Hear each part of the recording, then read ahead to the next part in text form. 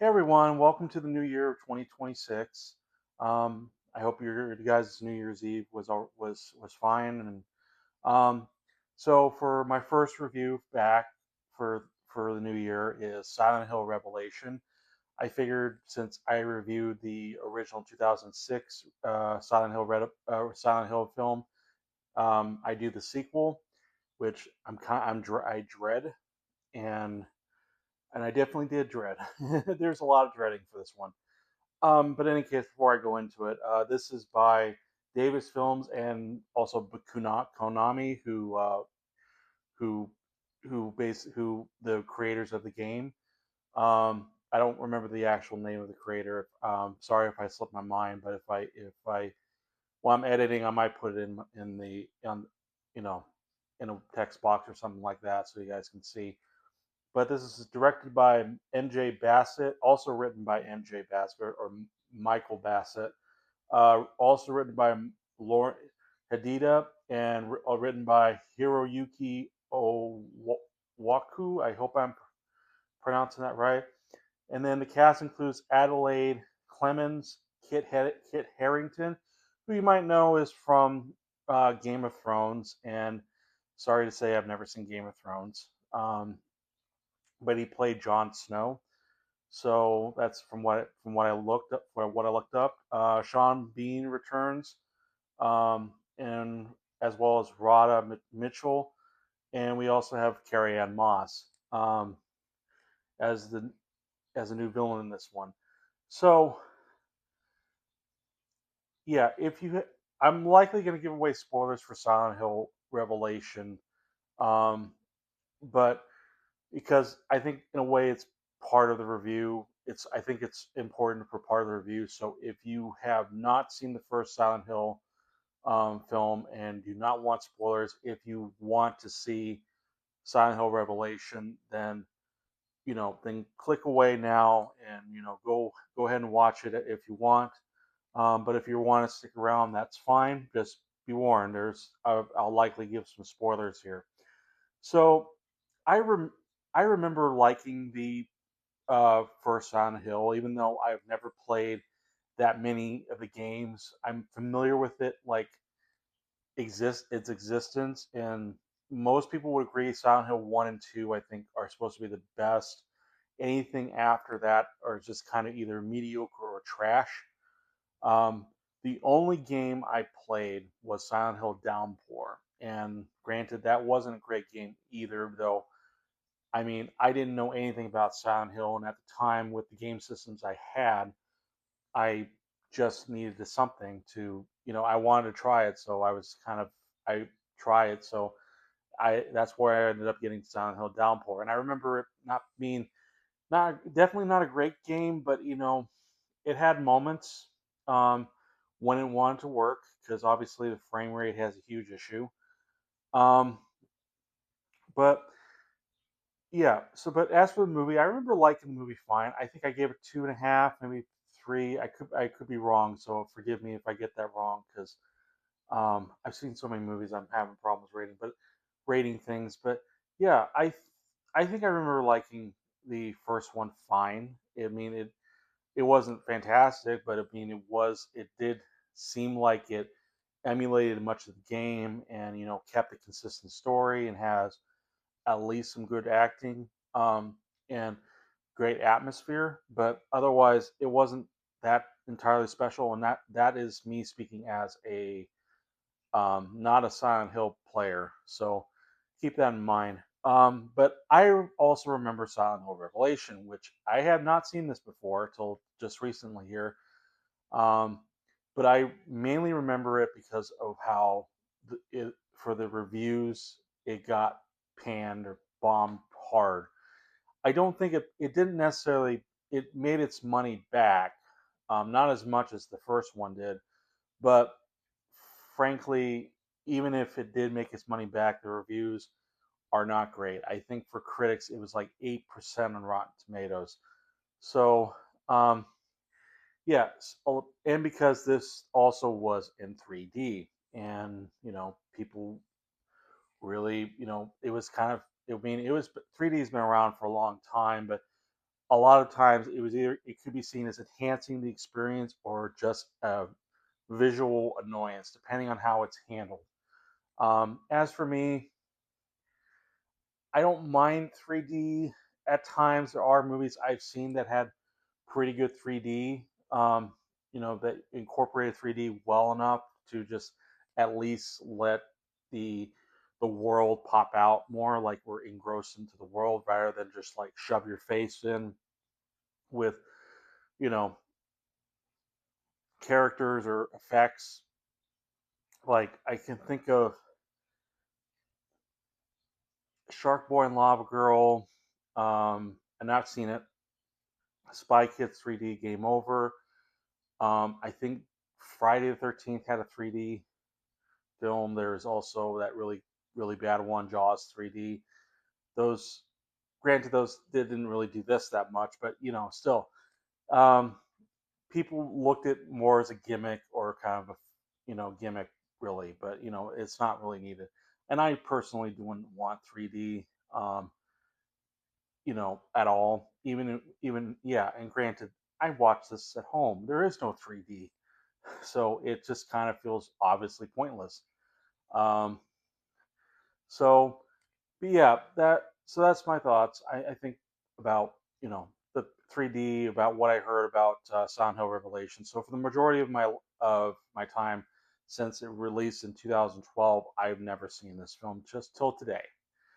So why don't I get into my review of 2012 Silent Hill Revelation? So, the story in Silent Hill Revelation, again, if you have not seen the first Silent Hill film and you want to see Revelation but have not seen the first one, click out now so you can watch it. But frankly, it doesn't matter. Um, and I'll get to that in a bit. But story is a 18-year-old girl named Heather is with her adoptive father, played by Sean Bean, who makes a return from the first film, and they've been kind of on the move. She's been like in 5 different schools, but she's having these visions or these dreams about this cult, this Silent Hill, like people asking to come to Silent Hill or to stay away from Silent Hill. So it keeps following her. So she doesn't have much of a social life to start with.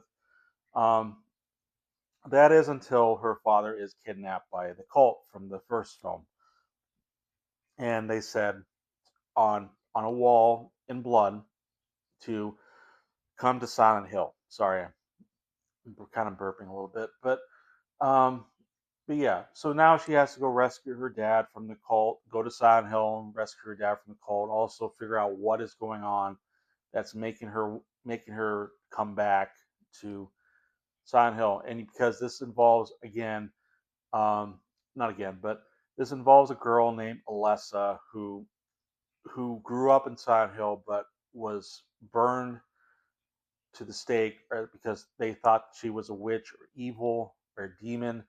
And the cult burned her and turned and made her and her rage encompass Silent Hill to the point where everything's fallen, ashes fallen to this ground because there's like a coal mine that keeps burning underneath Silent Hill, so everyone evacuated.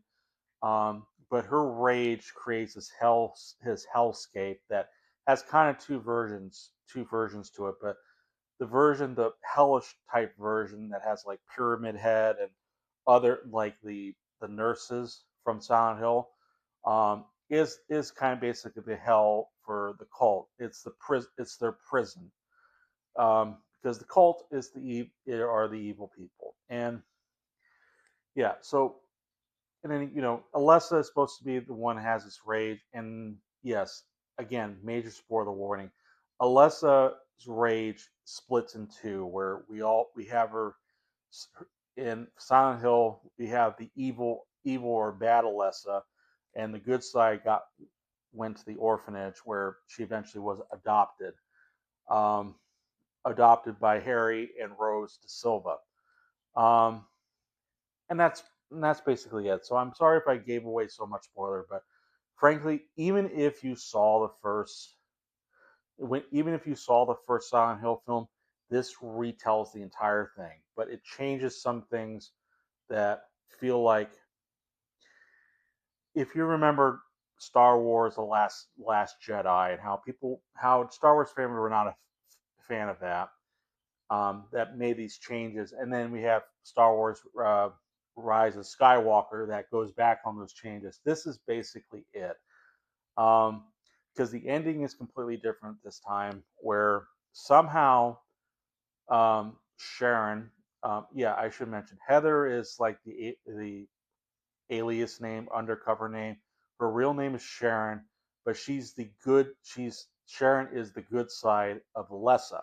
So I know that's confusing, but I'm gonna call Adelaide Clemens' character Sharon because that's her basically her real name. Well, not real name, but in terms of the character, it's Sharon. So, and she's supposed to be the daughter of Harry and Rose da Silva. So, yeah, it's it's not it's not a good movie. It really isn't. I feel like a lot of the actors. We have Sean Bean making his return. We have Radha Mitchell from the first one, the main character in the first one, who gets one scene in the movie, and she's gone for the rest of it. You have Carrie-Anne Moss, who has two scenes, and like someone in the middle, and then in the ending, and it makes she's kind of wasted entirely. Um, and then you have even Malcolm McDowell's in this, the guy who played I forget the character he played, but he was in the Clockwork Orange. I think many of you know who Malcolm McDowell is, and he's wasted. So you got great talented actors and actresses, and they are wasted. I felt nothing throughout this movie. Um, the line delivery, the line delivery is bad. I think school plays can do better. Even, granted they can't do anything horror related, but I think they could act better than what the writing was given here. Um, there's even really stupid moments. There's like one moment I remember where Kit Harington, who eventually becomes, Jon Snow in Game of Thrones, and like I said, I've never seen Game of Thrones, um, but he helps Sharon figure out, what's going on back on in Silent Hill, and there's a bit more to his story, and there's a message in Sharon's home where it's covered in blood on the walls. It says "Come to Silent Hill," and so Sharon takes out a box that relates to Silent Hill and finds a gun. And all of a sudden, for whatever reason, Vincent's like, "A gun? Why would your dad need a gun and stuff like that?" Because there's a cult after him. Look at you! Didn't you not see the blood on the walls? Because I don't know. It's in a way funny but infuriating because that is he totally that dense? Um, because you got so many people, you got this cult after them. Why wouldn't you need a gun? For protection. So I don't know. Um, but the main thing is, yeah, the acting is not good. The script is not very good. It's very underwhelming, underdeveloped. It just retells the same story again, but just slightly different and shorter because this is an hour and 35 minutes versus about 2 hours and 5 minutes. So in the first film, and frankly, the movie is there to be not Silent Hill the movie. It's more Silent Hill the Funhouse experience. Because yes, this does has 3D effects. The 3D effects are not very good. Um, sometimes it still has that atmosphere, you know, at least the production, the way it looks, whether or not it's in the darkness realm or it's this other part of Silent Hill, it still looks decent. I'm sure it's CGI'd quite a bit, but it still looks at least decent for what they were trying to do. But there's like a moment where in a dream sequence, where Alessa's walking down the street and she's like tearing things up like this bunch of ash and stuff. But you can see people actually running out from under this wave of ash just kind of flowing right through. And you know, that's took me out of it entirely. That is so bad that it could, and even the people running don't even look like they're that scared of it. It just they don't feel anything. It's so passionless. Um, I don't know. It's yeah, you know, it does feel like more like a fun house. I would even say it would kind of compare it to, I don't know, Stephen King's It. I mean, there's like a moment where they come across a creature, this like spider marionette kind of creature, which is cool, but how it looks based on the CGI is not very good. Um, cool idea, just not doesn't it's not all that thought out. So I gotta pause here. Sorry. I'm gonna wrap this up pretty quick, but yeah, it doesn't really pan out.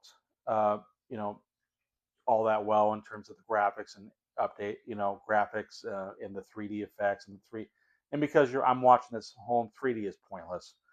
Even when it tries to be 3D, it looks so cheap and not even remotely scary. Um, there's even like an action scene at the end, including this new creature we see, and it sucks. It is slow.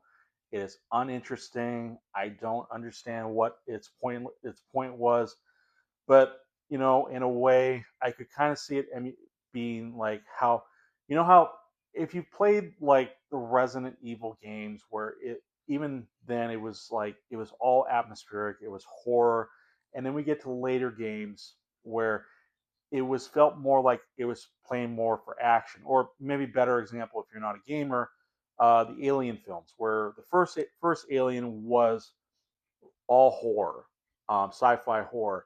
Where in the sequel, it's still horror, sci-fi horror, but it's more sci-fi action because you got the Marines and guns blazing and stuff like that.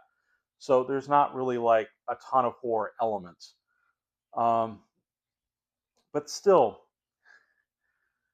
yeah, it just feels like a fun house. That's the only purpose. I don't know why they went with it. There could have been they could have done a different story, that involves another person to come to Silent Hill, and we could get a different interpretation of how Silent Hill works, rather than just the cult story. But they don't do that. They just kind of retell it because it's almost like they're trying to get some ideas on how they want to approach it, and either, I don't know, maybe a lot of studio meddling, or the disagreements on how they want to do the story. So I think they just kind of wanted to get something and decided, let's just rewrite the whole story and just kind of make it more gory and whatnot. And there are even moments where, like in dream sequences, I think dream sequences or hallucinations, where there's a moment where Sharon is at a mall, and then all of a sudden she starts seeing these like kids eating some meat or like flesh, blood, and whatnot. Um, and it has really this.